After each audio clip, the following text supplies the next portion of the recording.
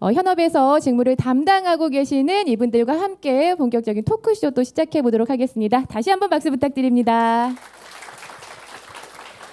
자, 우선 이야기의 첫 스타트는요, 여러분들이 가장 궁금해하실 것 같은 내용입니다. 자, 과연 어떤 사연으로 어떤 노력 끝에 SK 이노베이션에 이렇게 당당하게 합격을 하셔서 일하고 계신지 취업 성공담을 좀 들어봐야 할 것 같습니다. 허심탄회하게 어떻게 하면 합격을 할 수 있는지 좀 말씀을 해주시죠. 네, 어느 분부터 해주실까요?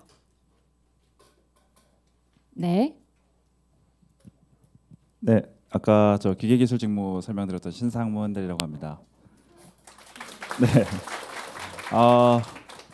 네, 제가 취업했던 경험을 말씀드리면요, 저도 뭐 사실 기계공학 전공자로서 넣을 수 있는 다양한 회사들을 이제 고민을 하고 있었었고요. 근데 이제 제가 좀 친하게 지내는 그 과 선배 중에 이제 SK 이노베이션 쪽의 기계기술 직무와 이제 아주 똑같은 직무는 아니지만 아무튼 유사한 그 설비 관리 쪽 직무를 하시고 계시는 선배님이 계셔서 이제 얘기를 이제 듣다 보니까 회사에 어떤 일하는 이 직무하실 때 이제 어떤 일을 하시고 또 어떤 전공 지식이 필요하고 그다음에 또 이제 회사 문화를 들었는데 또 너무 좋은 거예요. 그래서 그런 이제 선배의 어떤 경험을 듣고 나니까 제가 이제 다른 회사들보다 이노베이션 쪽에 훨씬 더 많은 집중을 해서 좀 이제 자소서 작성할 때도 그랬었고 그다음에 이제 면접 준비를 할 때도 훨씬 더 그 선배님이 이제 주신 정보를 가지고 좀 더 내가 어떤 업무에 관심이 있습니다. 혹은 내가 이 업무에 좀 더 맞는 어떤 전공 지식을 좀 더 열심히 했습니다. 이제 이런 부분들을 좀 더 포커스해서 표현을 했을 수 있었던 것 같거든요.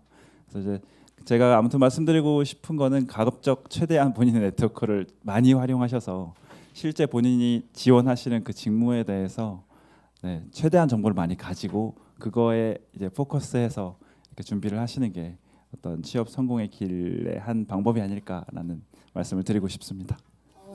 최대한 다양하게 많은 정보를 습득해라. 결정적으로 합격하신 이유 뭐라고 생각하세요? 그때 당시를 돌아보면 어렵네요. 한 방이 있어야 될 것 같아요. 한 방을 좀 알려주세요. 그때 결정적인 거 한 방이라고 하면 글쎄요, 울산을 갈 수 있습니다라고 얘기했던 것 같습니다. 울산에서도 나는 일할 수 있습니다. 시켜만 주십시오. 오케이, 알겠습니다. 자, 또 다른 분 얘기 좀 들어볼까요? 예, 뭐 저는 전기기술팀의 박혜준입니다. 네. 제 얘기를 하면 조금 연차가 있으니까 네. 공감이 안 될 것 같아서 제 후배 얘기를 잠깐 드리고 네. 싶은데요. 어찌 보면 좀 비슷한 맥락입니다. 그 후배 얘기를 드리자면 자기가 지원하는 직군 또는 전공 그게 이제 SK 이노베이션 즉 석유화학 플랜트에서 어떻게 적용되는지를 좀 자세히 알고 들어가라라는 이제 말을 해주고 싶은데요. 예를 들어서 후배 같은 경우는 이제 면접을 볼 때 그 전날에 사전 뭐 질문이 있었다 하더라고요. 이제 설비 개선 아이디어를 하나씩 뭐 제출해 보세요. 그런 게 간혹 있잖아요. 그런 게 있었는데 다른 지원자들 같은 경우는 이제 뭐 좀 보편적인 개선 아이디어들을 가지고 왔었는데 뭐 자동차 사업이라든가 뭐 철강 사업에서 적용될 수 있는 그런 거였는데 후배 같은 경우는 딱 이제 석유화학 플랜트가 고민하고 있는 이제 우리 기술팀이 고민하고 있는 그 사항에 대해서 이제 아이디어를 제출했을 거예요. 그 아이디어가 사실 적용되거나 그렇지는 좀 힘듭니다. 아무래도 학생들이 이제 뭐 생각했던 거나 실무가 좀 다르기 때문에 그렇지만 이제 그 얘기를 하는 순간 이제 그 면접관의 얘기를 들어보면 얘기하는 순간 그 뒤부터는 얘기를 안 들었다 하더라고요. 이미 합격이었으니까. 그만큼 이제 내가 가고자 하는 부분에 얼마나 관심이 있고 근데 좀 조사를 하는 게 중요한 것 같고요. 이렇게 잡토크에 오른 것도 이제 그 중에 한 개라고 저는 생각이 듭니다. 그리고 이렇게 정보를 얻고 또 추가적으로 다들 이제 선배 한두 명쯤은 이제 SK 이노베이션에 이제 입사를 했을 것 같은데요. 그 선배들을 적극적으로 활용하는 것을 추천드리고 있습니다. 네. 자, 오늘 참가자분들 잡토크에 이미 오셔서 이렇게 경청하시는 것만으로도 합격이죠. 마음 많은 죄송해요. 가로 열고 마음 많은 채용 담당자분이시기 때문에 말을 좀 조심하셔야 하는 분이십니다. 그래요. 자, 그런데 SK 이노베이션의 정말 일꾼이 되려면 무엇보다도 이 역량을 마음껏 또 펼칠 수 있어야 할 텐데 가지고만 있으면 안 될 것 같아요. 이거를 어떻게 자소서에 풀어내느냐 또한 중요할 것 같은데 요거 자소서를 좀 잘 쓰는 꿀팁 있다면 좀 소개를 해주시죠. 제가 먼저. 아유 서로 네 아유 보기 좋아요. 네. 아, 제가 여기서 연차가 제일 낮기 때문에 아유, 네. 아마 제 음. 꿀팁까지라고 말씀드리긴 좀 뭐한데요. 네. 저 여기 혹시 자소서 보신 적 있으세요? SK 이노베이션 자소서 보신 있을 것 같은데 엄청 어렵죠. 제가 여러 회사를 자소서를 다 써봤는데 SK 이노베이션만큼 이렇게 어려운 자소서 그리고 되게 길어요. 항목이 되게 길어요. 그래서 상당히 많은 고민을 했었던 기억이 있고요. 제가 뭐 팁을 드리자면 한 3가지 정도 제가 한번 정리를 해봤는데 오. 2가지는 좀 약간 SK뿐만 아니라 다른 회사에도 적용할 수 있을 것 같고 한 가지는 이제 SK에서만 있는 좀 팁을 제가 드리겠습니다. 첫 번째로는 이제 그 여러 회사를 분명히 쓰실 텐데 여러 회사를 쓸 때 동시에 쓰지 말아라라고 말씀드리고 싶은데요.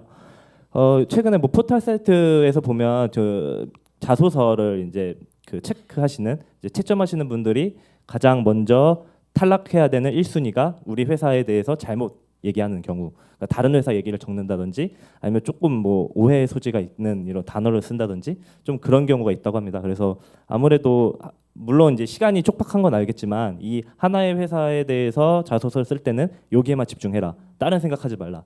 그러면 분명히 헷갈리거든요. 말하다 보면 또 사람이라는 게 실수를 할 수 있기 때문에 그래서 그 부분 조심하셔야 될 것 같고요.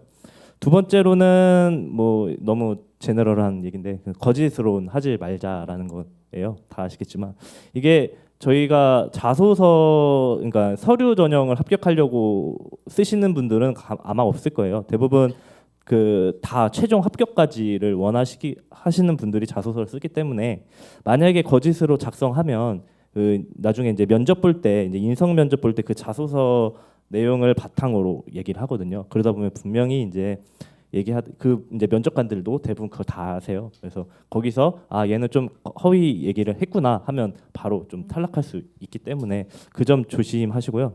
마지막으로 제가 드리는 거는 저희 혹시 그 식스밸류스라고 들어보셨나요? 좀 SK에 대해서 관심이 있으시다면 그 식스밸류스라고 이제 SK인으로서 갖춰야 될 덕목이 있어요. 제가 패션 외우고 계세요? 네. 오, 네. 큐. 아까 좀 외웠어요. 네. 패션, 러브, 챌린지, 이노베이션, 인테그리티 그리고 어카운터빌리티 이렇게 6개가 있는데 지금 쓰고 계세요. 굿. 그거 네. 이제 인터넷에 다 나와요.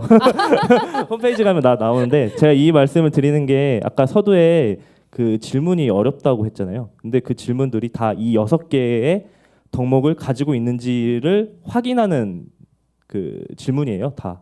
그러니까 결국은 나중에 아마 채점을 하실 때도 이거를 그냥 단순하게 얘는 잘했으니까 뭐 10점 이게 아니고 얘는 러브에 대한 덕목이 이 정도 있네. 이런 분명히 이렇게 채점을 하실 거기 때문에 일단 6개의 덕목이 뭔지 보고 내가 과연 이 덕목을 가지고 있는지 맞아 가지고 있다면 내가 어떻게 그걸 표현할 수 있는지 먼저 생각해 본 다음에 그 긴 질문을 보시는 게 더 좋을 것 같습니다. 그리고 마지막으로 좀 첨언 한번 더 드리면 네네. 제가 글을 진짜 못 써요. 글을 못 쓰고 그 공대생 대부분 많은 분들이 고민하실 텐데 그 글 재주도 없고 솔직히 첨삭도 한 번도 안 받고 바로 냈어요 자소서를. 그러니까 제가 봐도 한번 글 못 쓰는 사람도 있잖아요. 내가 쓴 글은 절대 못 보잖아요. 되게 부끄러워서.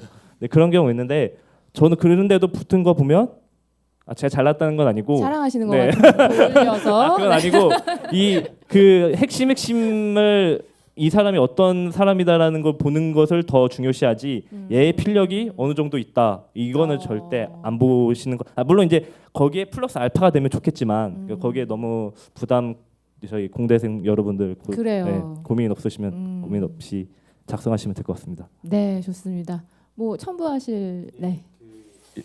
예, 안녕하세요. 먼저 인사를 좀 드리자면 저는 그 SK 이노베이션 탤런트 매니지먼트 팀의 고정은 대리라고 합니다. 반갑습니다. 네.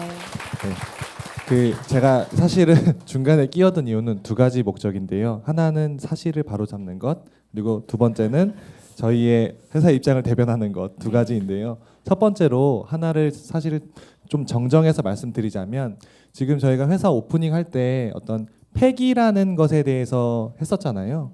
이제 그 패기의 전신이 식스밸류스입니다. 그러니까 인재상이 바뀌었다가 아니고 같은 맥락이지만 이 식스밸류스라는 그 작년에 썼던 내용이 올해에는 팩이라는 새로운 단어로 입혀져서 그 내용이 저희가 작년에 뽑은 사람이랑 올해 뽑은 사람은 전혀 달라진 게 아닙니다. 같은 개념이지만 용어의 좀 수정을 위해서 말씀을 드렸고요.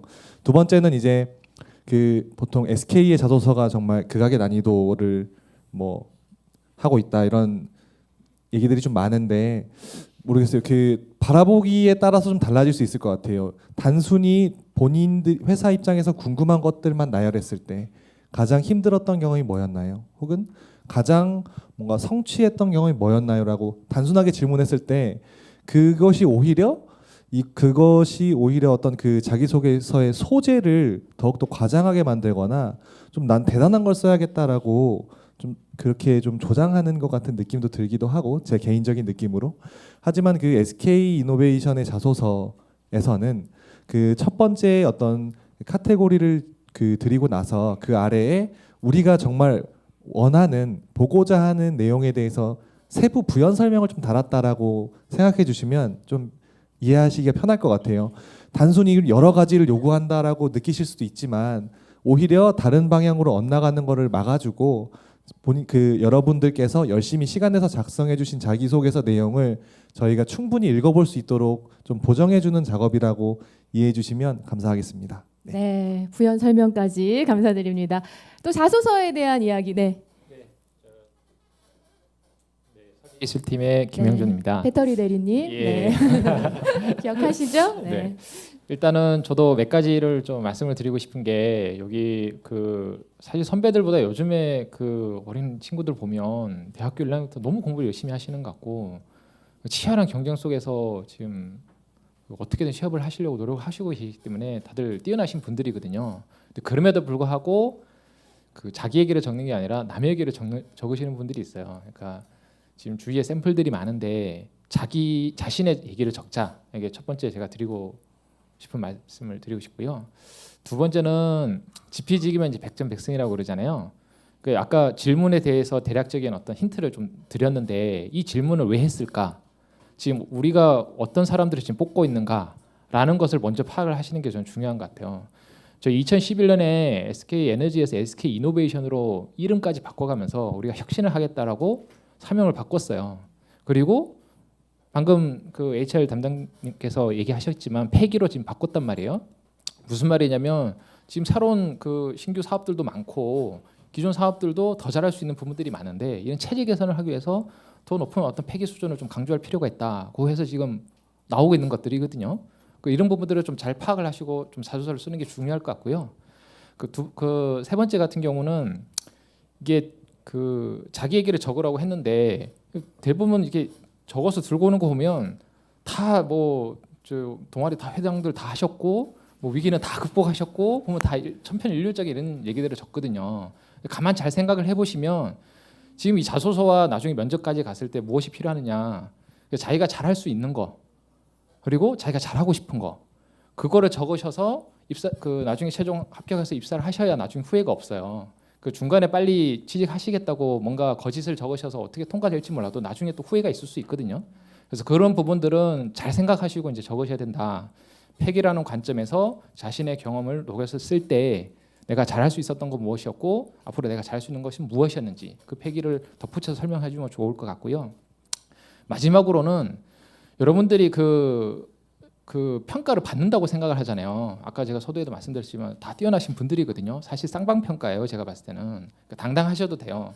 오셔서 내가 지금 이런 사람이다 얘기를 했을 때 그걸 듣는 그 면접 보시는 분들도 머릿속에 그림을 그리시는 거거든요. 우리 업무에 이런 업무 직군들이 있는데 지금 이런 업무들이 지금 시급해. 근데 이 사람이 얘기하는 거 들어보니까 지금 딱 맞는 사람이야 라고 하면 즉시 투입이 되는 거예요. 그러니까 그렇지 않은 경우는 조금 안타깝지만 좀 이미 사람들이 많이 채용이 돼 있다든지 이런 경우가 있을 수는 있어요. 그런 경우에는 뭐 사실 그 다음 또 기회로 노릴 수도 있는 거니까 그 자기 자신의 어떤 역량에 대해서 의심할 필요는 없는 거고요. 자신 있게 나도 그 회사를 평가하고 있다. 또 지금 잡토크 굉장히 좋은 기회잖아요. SK 이노베이션 어떤 회사인지 또 알 수 있는. 그래서 이런 것들을 좀 전체적으로 상황을 좀 보시고 앞서 말씀드린 1번부터 4번까지 그 종합적으로 판단하셔서 적으시면 도움이 많이 될 것 같습니다. 네, 역시 우리 배터리 대리님, 꿀팁 주셨습니다. 참고하시길 바라겠고요. 자, 자소서가 끝이 아니죠. 또 하나의 관문 바로 면접이 남아 있는데, 자, 면접에서 살아남는 법이나 면접과 관련된 잊지 못할 기억들이 있으시면 좀 궁금해요. 네. 아, 네. 정보전자 소재 김영우라고 합니다. 네. 네. 아까 발표는 잠깐 했었는데요. 제가 아마 경력직으로 입사해서 연차는 가장 오래됐을 거예요. 근데 저는 경력직으로 입사를 했기 때문에 뭐 면접은 그 전에 이제 조금 가장 최근에 좀 본 적이 있는데요. 그 다대다 면접이나 이렇게 다대 그 실무자 면접 때 특히 옆 사람이 말을 잘하면 되게 긴장이 되거든요. 아는 것도 까먹을 수도 있고. 그런데 그 모르는 문제가 나올 수도 있어요. 옆 사람이 대답을 정말 잘했어요. 나도 꼭 얘기를 하고 싶거든요. 그럴 때는. 하지만 괜히 모르는 얘기를 지어서 내는 것보다 특히 현장 실무를 그 면접관들은 정말 많은 것을 알고 있는 분들이에요. 그래서 거짓말을 하는 것보다는 그냥 솔직하게 아, 네, 저 이거는 모릅니다. 라고 대답하시는 게 훨씬 더 좋은 것 같고요. 그다음에 대신 잘 아는 게 나왔을 때는 자신감을 가지고 대답하시는 게 중요하다고 생각합니다. 실제로 저를 면접 보셨던 저희 팀장님이 저한테 그러셨어요. 회사를 딱 왔는데 야, 틀린다 파는 사람들보다 모른다고 하는 네가 좀 더 낫더라. 뭐 그렇게 말씀까지 진짜 해주셨거든요.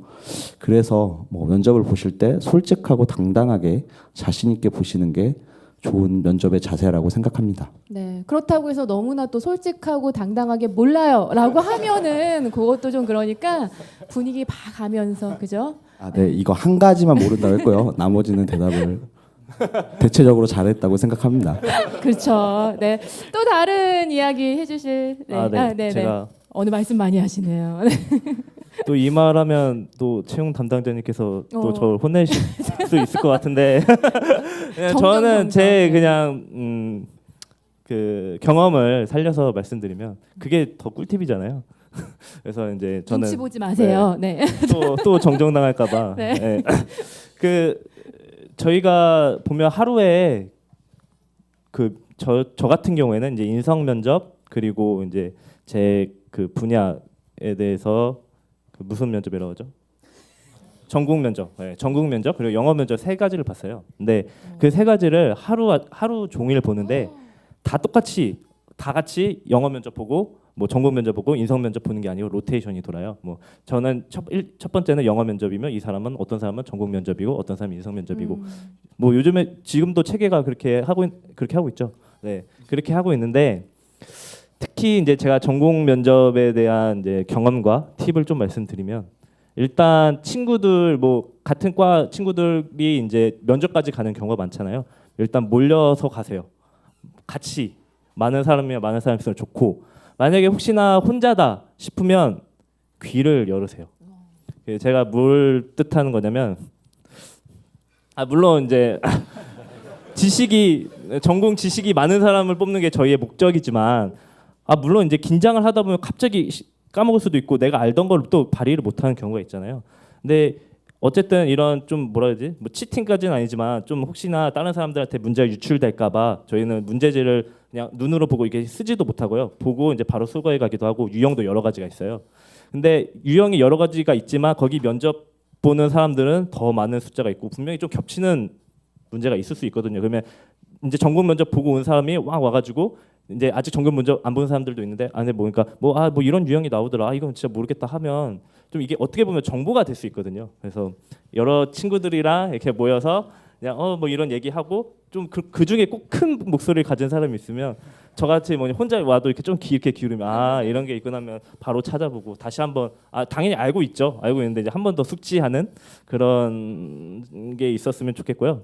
그리고 그 인성 면접 같은 경우에는 제가 그 서두에 말씀드렸지만 자소서 할 때 말씀드렸지만 인성 면접의 대부분은 이제 자소서를 이제 베이스로 그 물어보는데 뭐 자소서는 당연히 100% 자신의 일이지만 혹시나 뭐 한 10% 20% 좀 조미료로 가는 경우 가끔 있잖아요.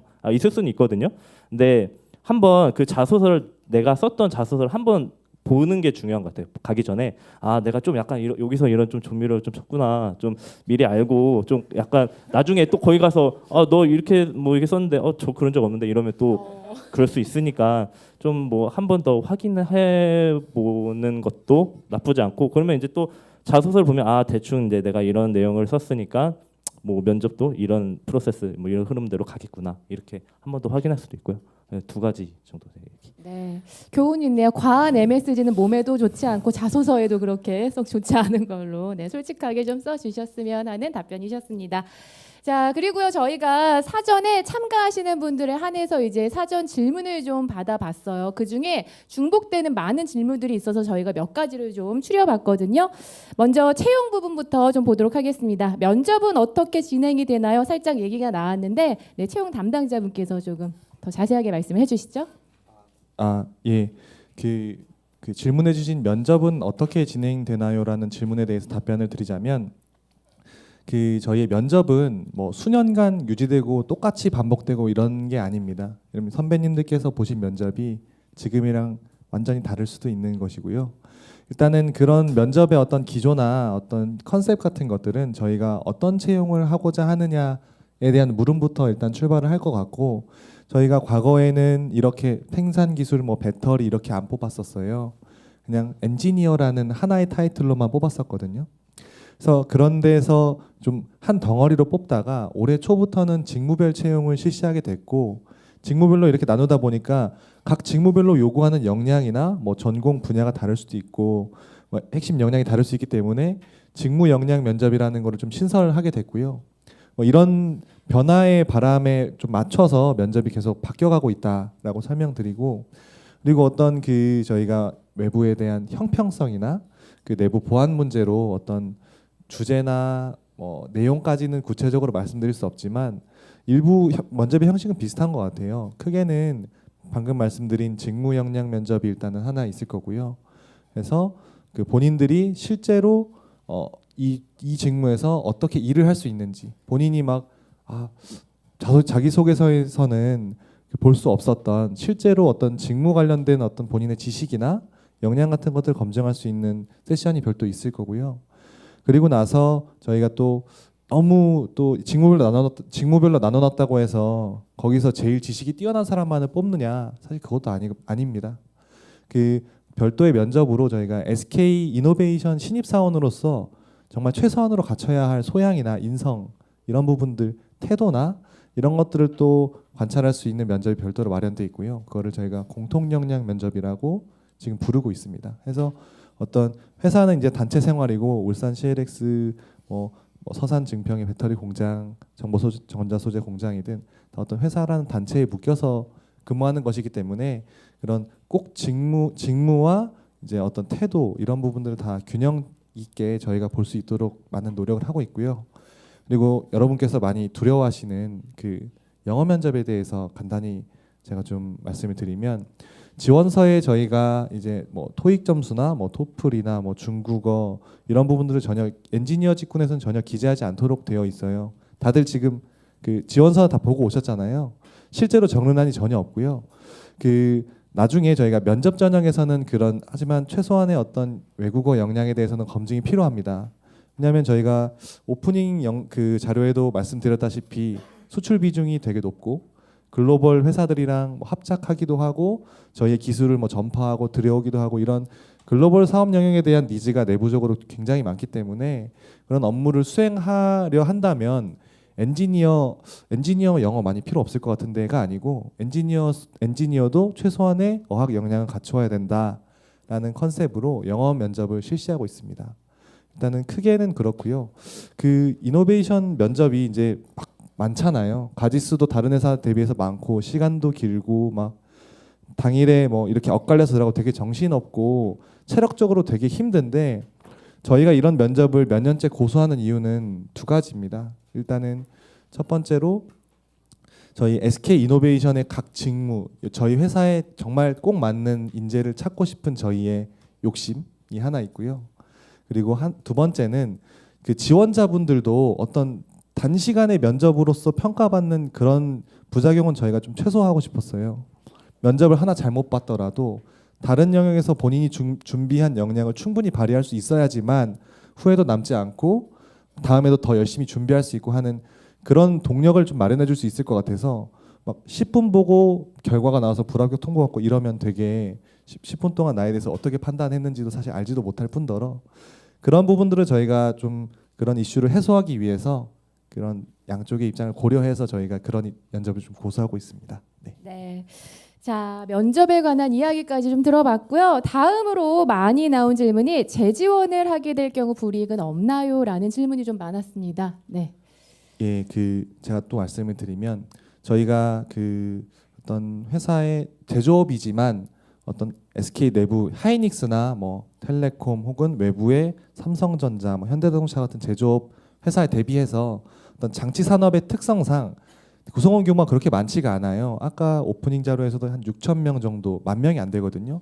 제가 언급드린 회사는 수만 명인 회사도 있고 뭐 10,000명 넘는 회사도 있지만 그런 내부적인 산업 특성상 많은 인원을 저희가 선발할 수 없습니다. 그래서 저희 의지는 있지만 많은 분들을 모실 수 없기 때문에 현실적으로 우수하시지만 재지원을 하게 되시는 분들이 필연적으로 나올 수밖에 없어요. 그런 부분을 저희가 충분히 잘 인지하고 있고요. 그래서 재지원이나 뭐 이런 부분에 대해서 사전에 필터링이 된다든지 이런 부분은 단연코 없다고 말씀드릴 수 있습니다. 사례로 아까 과장님께서 말씀하셨던 것처럼 2번 지원에도 여기 앉아 계실 수 있잖아요. 여기 제가 뭐 다른 100마디 하는 것보다 여기 앉아 계신 과장님을 바라보시면 충분히 저의 의도가 좀 전달될 수 있을 거라고 생각을 합니다. 이제 저희가 뭐 과거에 떨어졌다 2번, 3번 지원했다고 안 됐다고 해서 떨어뜨리는 거는 그 사람이 그 회사를 다시 지원하고 본인의 시간을 쓰고 역량을 개발했던 그 노력에 대한 존중이 없다고 생각해요, 저는. 그래서 그 부분을 충분히 저희가 인정하고 현재 시각에서 그 지원자의 역량을 판단하겠다는 기조는 앞으로도 계속 유지될 것 같습니다. 네. 대리님은 한 번에 붙으셨던 거예요? 예, 죄송하게도. 네. 아, 예. 그래요. 자, 그리고 채용 부분에 대해서 또 많았던 질문이요. 공백 기간에 대한 불이익은 없는지 궁금해하셨습니다. 예, 공백 기간에 대해서 일단은 우려하실 필요가 없는 게 지원서를 보시면 아시겠지만 지원서에 어떤 본인들의 공백 기간을 알 수 있게끔 하는 요소가 전혀 없지 않으셨나요? 뭐 어학연수 경험을 적으라든지 뭐 어디 인턴 했던 경험을 적어라 혹은 뭐 아무튼 어떤 방학 기간에 다양한 경험을 했던 거를 적어라는 칸이 전혀 없고 자기소개서에 뭐 본인이 쓸 수 있겠지만 저희가 기계적으로 필터링할 수 있는 부분은 전혀 없거든요. 그래서 저희가 막 일원화된 감점이나 이런 건 전혀 없고요. 실제 사례로 저희가 뭐 자기소개서에 막 고시 공부를 뭐 했던 경험을 막 쓰고 엔지니어분들도 막 기술고시나 이런 걸 준비하실 수 있잖아요. 충분히 그런 부분들을 소재로 써서 자기소개서를 당당히 써서 본인이 그 문항에서 요구하는 역량에 맞춰서 잘 쓰기만 한다면 그 소재는 뭐 전혀 저는 문제가 없을 거라고 보고요. 그래서 어차피 면접위원들 자기소개서를 보시는 심사위원 혹은 면접 전형에서 들어오시는 면접위원분들도 여러분에 대한 정보가 전혀 저희는 제공해드리고 있지 않거든요. 나이가 몇 살인지, 뭐 몇 학년인지, 그러니까 무슨 경험을 했는지 이런 게 전혀 없고 성별이랑 이름 정도만 저희가 식별할 수 있게끔 엇갈리면 안 되니까요. 그렇게 제공하고 있기 때문에 나는 다른 친구들보다 좀 늦었으니까 좀 위축되고 이러실 필요가 전혀 없을 것 같습니다. 네. 네, 괜히 포기하지 마시고요. 도전하시길 바랍니다. 자, 그리고 다음은 직무 부분에 관해서 많은 질문들이 있었는데 공통적인 질문 추려봤습니다. 자, 직무 수행을 위한 전공 지식 수준은 어느 정도여야 하는지 궁금하다고 하셨어요. 네, 답변을 좀 해주시죠. 예, 제가 말씀드리면 우선 이제 저희 팀뿐만 아니라 모든 기술팀이 이제 전공에 대한 활용도가 꽤 높습니다. 그렇기 때문에 아무래도 전공 지식은 높으면 높을수록 좋고요. 뭐 그렇다고 지금 당장 4.5를 받아서 들어오라 이런 뜻은 아니고요. 입사를 하더라도 계속해서 전공 공부를 해야 된다. 뭐 그런 뜻에서 말씀을 드리고 싶네요. 그리고 뭐 한 예로 들자면 저희 팀 부장님이 이제 입사하신 지 20년이 넘으셨는데요. 20년이 넘으셨지만 이제 아직까지도 별도로 시간을 내서 이제 전공 공부를 하고 있습니다. 그만큼 이제 전공 활용도가 높고요. 만약에 여러분들이 이제 입사를 해서 들어오게 된다면 지금 사용하고 있는 고학년 계산기나 전공 서적 그 후배 물려주지 마시고요. 그대로 들고 오셔야 됩니다. 네. 대리님도 지금 계속 공부하고 계신 거예요? 네. 그리고 저는 사실 잘 모르고 후배를 줬었거든요. 그래서 무슨 나라에서 다시 샀습니다. 네, 알겠습니다. 꼭 챙겨 오시길 바라겠습니다. 자, 그리고 조직 직무 순환이 어느 정도 이루어지나요? 라는 질문들도 많이 주셨어요. 답변을 좀 해주시죠. 그 직무 순환이 사실 타사에 비하면 굉장히 자유로운 편이에요. 그 각 개인의 어떤 그 직무 적성을 잘 고려를 해서 거기에 배치를 하고 또 중간 중간에 평가를 하고 또 그 팀장님과 면회하는 시간들이 있고요. 그런 시간들을 통해서 뭐 전환 배치하는 게 얼마든지 가능은 합니다. 근데 이제 그 예를 들면 이제 저 같은 배터리 같은 경우는 좀 말씀을 드리면 아까 각 공정별로 너무 상이하다고 말씀드렸잖아요. 뭐 그런 상황에서 준비도 안 돼 있는데 그냥 자기만의 욕심으로 이렇게 전환 배치가 된다. 이런 거는 좀 사실 힘들고요. 어느 정도 들어오셔도 뭐 아까 말씀드린 적성이 이제 맞다. 아, 원래 얘는 일로 갔어야 되는데 이런 경우라면 이제 당연히 그렇게 배치가 돼야 되는 거고. 저 같은 경우도 좀 말씀을 드리면 저도 사실 원래 팩 공정에서 검사기 업무를 담당을 하고 있다가 팩 업무를 하다 보니까 팩 전체로 검사하는 건 알겠는데 실제 그 개별 셀의 성능과 특성을 제가 잘 모르겠더라고요. 그런 상황에서 팩 전체를 검사한다는 게 좀 약간 아이러니한 것 같아서 셀 마지막 공정에 화성 공정에 와서 검사하는 것들을 좀 해보고 싶습니다. 그래서 지금 현재는 화성 쪽에 와 있거든요. 그래서 2013년도까지만 해도 중국에 이제 그 BSK 공장 셋업할 때는 거기에 나가서 이제 기술 지원도 하고 이제 셋업하고 왔는데 그 이후는 지금 화성 쪽에서 지금 업무를 직접 하고 있거든요. 뭐 이런 식으로 그 각자의 어떤 적절한 어떤 직무 그 어떤 그 커리어 패스를 좀 고려를 해서 그 팀장님과 면담을 통해서 이루어지기도 한다는 점 알고 계시면 되겠습니다. 네, 참고하셨으면 좋겠습니다. 자, 그리고 마지막으로 엔지니어와 연구개발 직군의 구체적인 차이점은 뭔가요? 라는 질문이 또 있었는데 답변을 좀 해주시죠. 네, 답변 드리겠습니다. 엔지니어랑 연구 직군의 차이는 사실은 이제 어떤 관점에서 보면 크게 없을 수도 있는데요. 근데 아무튼 이제 어떤 문제를 해결한다는 관점에서는 사실 비슷한 업무를 한다고 볼 수도 있겠는데, 근데 이제 연구 직군은 이제 제가 사실은 엔지니어라서 조금은 그 업무에 대해서 아주 잘 모르는 입장에서 이제 좀 말씀드리는 것이 좀 그럴 수도 있겠지만, 아무튼 제가 생각하기에 연구 직군은 이제 어떤 문제를 해결하는 데 있어서 이제 완전히 새로운 관점이나 새로운 방법론을 개발하는 것이라고 좀 생각이 되고요.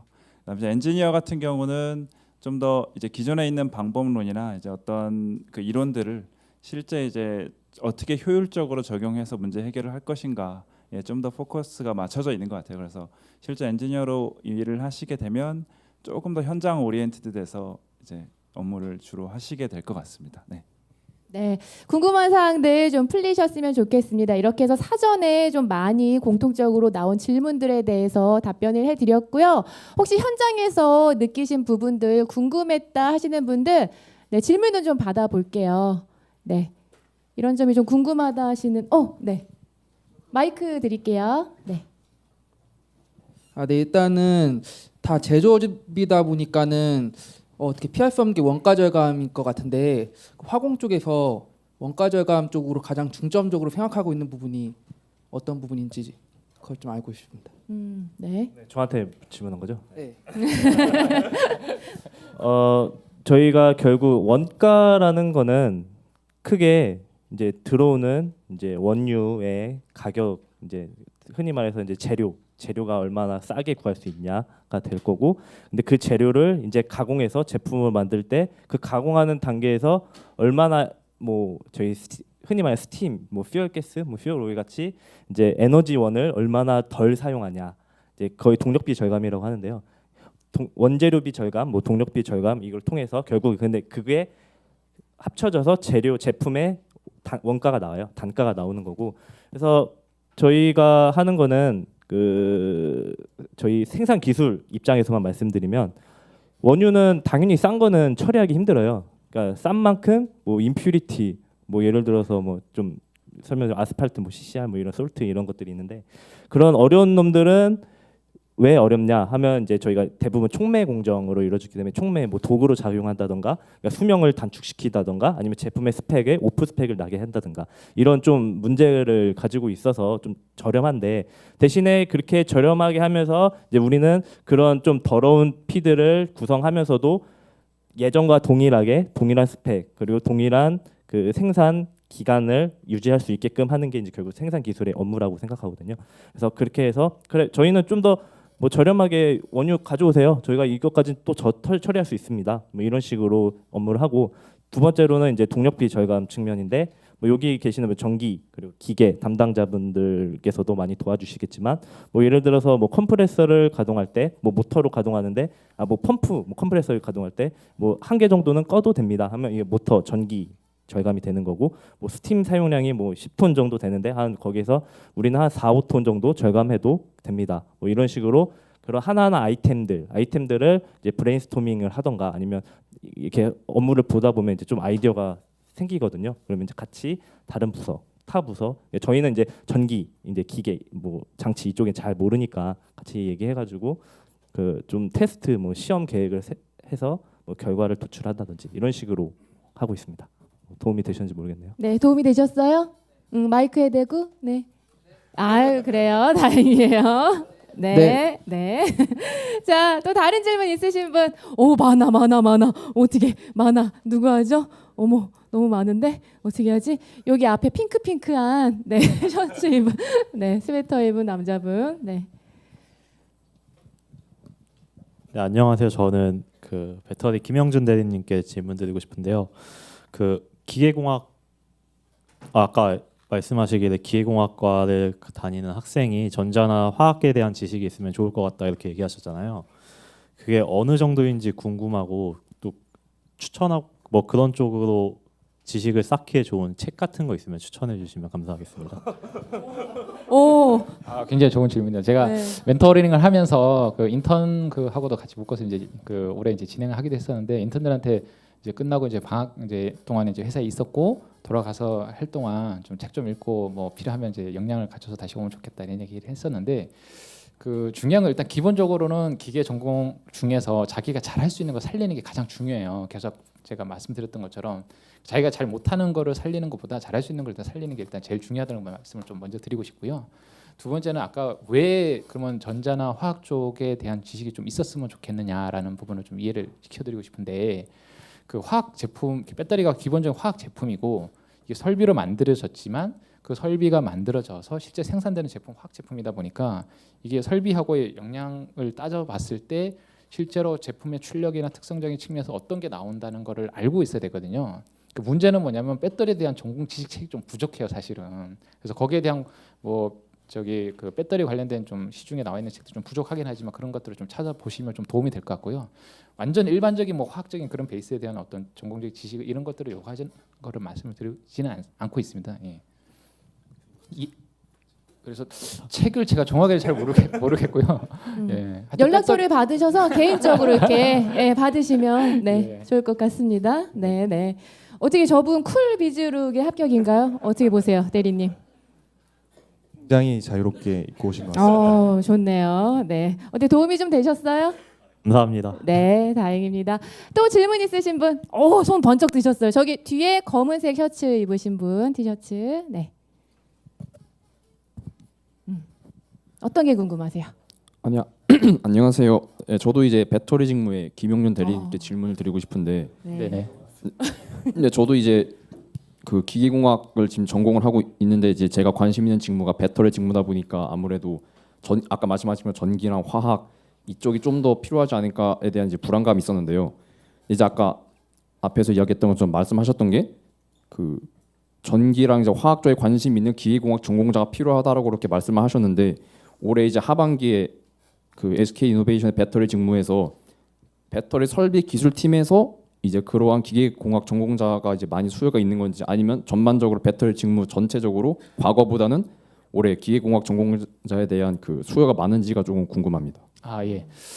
일단은 그 설비 기술팀으로서 해야 되는 주요 업무가 설비 그 배터리를 만드는 설비를 설계하고 제작하는 것이다 보니까 아무래도 이제 기계 전공자들이 많이 필요하고요. 실제 제가 봤을 때 한 90% 정도의 비율로 기계 전공자로 지금 현재 구성이 되어 있고 그리고 그 기계 전공 그 수요에 대해서도 충분히 있다 이렇게 말씀을 드릴 수 있을 것 같고요. 또 앞서 말씀드렸던 것처럼 공장이 지금 굉장히 팽창해 가고 있기 때문에 또 급속도로 지금 성장해 가고 있기 때문에 그 수요는 뭐 더할 로 없이 이제 그 말씀드릴 수 있을 것 같은데 다른 쪽에 혹시나 해서 제가 말씀드리는 부분은 뭐냐면 기계 전공자 외에 다른 전공자들도 그럼 나는 그럼 설비 기술팀 가서 할 거 없느냐라고 하면 그건 아니라는 말씀을 조금 얘기를 좀 돌려서 얘기를 드리고 싶어요. 그러니까 무슨 말이냐면 과거에는 그냥 단순하게 이제 설비만 이제 개발하면 됐는데 요즘엔 예를 들면 배터리를 만들어졌으면 계측을 해야 되거든요. 설비를 제작하는 어떤 하나의 공정이 들어가면 반드시 그 뒤에 제대로 만들어졌는가를 확인하는 그 검사 공정이 들어가게 되거든요. 그러니까 그런 측면에서 전자도 하는 분들이 좀 필요하고요. 예를 들면 또 구체적으로 배터리가 이제 아까 모듈로도 만들어지고 팩으로도 만들어지는데 그런 부분에 대해서 용접을 또 해야 돼요, 중간에. 그러면 용접에 대한 전문가가 또 필요할 수도 있어요. 실제 저희 공장의 생산기술 그 부서의 부장님이 그 독일에서 그 용접 쪽으로 전공을 해서 박사 공부하시다 오신 분이 와서 굉장히 용접 수준을 어느 회사보다 굉장히 끌어올려서 고객 불만이 없게끔 지금 만들어 놓은 상황이거든요. 그러니까 그런 부분들이 있다는 걸 말씀을 드리고 또 추가적으로 그러면은 뭐 IT나 이런 쪽에서는 할 게 없느냐, 컴퓨터 전공자들 할 게 없느냐 그러면 아까 제가 머신러닝 말씀드렸잖아요. 그러니까 단순히 3차 산업혁명 시대는 기계 전공자들이 와서 그냥 단순 설계하고 협력업체와 일을 이끌어가면 됐었다고 치면 이제는 그런 것만으로는 좀 불충분해요. 왜 그런 말씀을 드리냐면 배터리 특성이 품질이 굉장히 그 높아야 되는 그 제품 그 군이에요. 왜 그러냐면 저희 자동차 하나에 한 400여 개의 배터리가 들어가는데 이 배터리 특성이 어떤 특성이냐면 그 중에 한 셀이 만약에 성능이 안 좋으면 품질이 떨어지면 걔만 일해요. 나머지는 일을 안 해. 그래서 더 빨리 노후화가 돼요. 노후화가 더 빨리 되니까 빨리 수명이 줄고. 그러니까 나머지는 그냥 좋은 셀은 일을 안 하고 있어요. 그냥 이런 특성들이 있어서 품질이 고르게 400여 개가 똑같이 차라리 안 좋을 거면 다 안 좋아야 되는데 그중에 한 놈만 떨어지면 문제가 되는 그런 상황이거든요. 그러다 보니까 이 품질을 끌어올리기 위해서 통계 처리를 통해서 문제 분석을 실시간으로 잘 할 수 있는 분들 굉장히 인정받고 있고요. 현재 실제. 그리고 그 아까 말씀드렸던 뭐 딥러닝 기술을 할 수 있는 뭐 컴퓨터 전공자들도 많이 필요하겠죠. 이제 앞으로는. 네, 그런 부분들을 좀 말씀을 같이 곁들여 보십네요. 네. 네, 알겠습니다. 감사합니다. 네, 궁금증 좀 풀리셨어요? 네. 네. 또 질문 있으신 분? 어우, 맞네. 우리가 시간 관계상 어떡하죠? 몇 분만 조금 더 받아볼까요? 저희가 네 지금 한 2분. 어머 어떡해. 또 마음 약하게 어떡하지? 저희가 시간이 그렇게 넉넉치가 않아. 너무 어쩜 좋아요. 대리님이 네. 일단 저희가 네, 그 네. 방송 시간은 제한되어 있으니 대표로 한 2분 정도를 선정을 하고 네. 나머지 분들은 나가실 때 저희가 따로 답변을 드릴게요. 그렇게 하는 게 어떻습니까? 대리님이 네 해주세요. 저는 마음 약해서 못 하겠어요. 네 해주세요. 빨리 해주세요. 손 녹으셨죠? 네.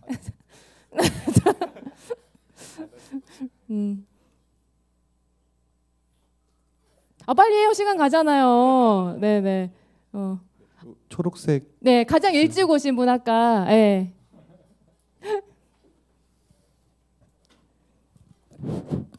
네, 안녕하세요. 저는 이제 아까 설명을 들었었는데 공정 설계 부문에서 이제 제가 이제 촉매 공정에 대해 그쪽에 대해서 연구도 해보고 일을 직접 해봤기 때문에 그쪽에 제일 관심이 많은데 엔지니어 직군 말고 연구개발 직군에서는 그 부서가 따로 네 공표가 돼 있었는데 엔지니어 직군에서는 그 촉매 공정에 대해서는 다루지 않는 건지. 아니고요. 저희가 결국은 아침에 뭐 못 들으셨겠지만 그 연구개발 직군하고 엔지니어 직군이 따로 일을 하는 게 아니고요. 같이 협업을 하는 거거든요. 결국 촉매가 실제로 있고 운전되는 거는 저희 울산 CLX 공정 내에 있는 촉매가 가동하고 있는 거기 때문에 그 촉매를 직접 운전하고 그 촉매에 대한 지식을 당연히 익혀야 되고 그 촉매를 만든 촉매사랑 컨택하고 커뮤니케이션하는 게 다 저희 생산 기술이고요. 다만 이제 촉매 그에 대해서 일하다 보면 좀 트러블 슈팅 혹시 문제가 생기거나 좀 더 이걸 좀 더 연구를 하고 싶다 하면 이제 저희가 촉매랩에 문의를 할 수도 있고 아니면 촉매랩 자체적으로 뭐 촉매를 새로 만들 수도 있고 아니면 저희가 지금 사용하고 있는 촉매를 어떻게 개선할까 같이 이야기할 수 있을 것 같아서 만약에 촉매에 대해서 잘 알고 계시고 더 알고 싶다고 하면 당연히 이제 생산 기술 직무가 가장 적합하다고 생각합니다. 네, 좀 도움이 되셨어요? 네, 다행입니다. 자, 그럼 시간 관계상 마지막 한 분만 좀 더 받아보도록 할게요. 네, 대리님이 조금 네 선택해 주세요. 네, 네. 빨리. 가장 간절한 눈빛을 보내시는 분께 빨리. 죄송합니다. 이따가 혹시 나가실 때 궁금하시면 언제든 저한테. 그러니까 혹시 제 질문이거나 다른 분들도 다 기다리고 네네. 계실 거고요. 여기서 간절하기보다는 제일 무섭게 저를 쳐다보시는 저 끝에 질문 안 하시면 네네. 제가 좀 혼날 것 같아요. 예, 알겠습니다. 무섭게 쳐다보시는. 네. 마지막 질문을 좀 제가 하게 돼서 좀 제가 쓸모없는 질문을 했을까봐 좀 겁나긴 하는데요. 전체적으로 모든 직무 설명해주신 분들이 소통 능력을 되게 강조하셨는데 자소를 쓰고 다른 회사들도 하면서 좀 되게 많이 궁금했던 거였는데요. 다른 부서와 얼마와 교류가 잦고 분명히 상이한 다른 부서끼리 일을 같이 하게 된다면 서로 간의 입장 차이가 존재할 것 같은데 어떤 식으로 소통 능력이라는 게 되게 뭉뚱그려서 되게 여기저기나 다 갖다 붙일 수 있는 것이잖아요. 그래서 어떤 식으로 그 격차와 간극을 좀 줄이는지 실제 일하시는 분들의 한번 얘기를 들어보고 싶은데요. 네. 어떤 협업, 커뮤니케이션, 소통, 이런 거를 그 좀 분야가 혹시 엔지니어링 어떤 업무상에서의 협의인가요? 아니면 기업 전반적인 내용인가요? 엔지니어로서 듣고 싶은데요. 네. 그럼 제가 답변하면 안 될 것 같습니다. 네. 해주시죠. 찍어주세요. 어느 분야 분이. 어느 분께 듣고 싶으세요? 자동차 쪽에 좀 관심이 많아서 전기 자동차 얘기하시는데. 아유, 또 우리 배터리 대리님, 네. 오늘 네. 수고 많으십니다. 네, 제가 뭐 듣고 싶습니다. 예상하고 있었습니다. 예.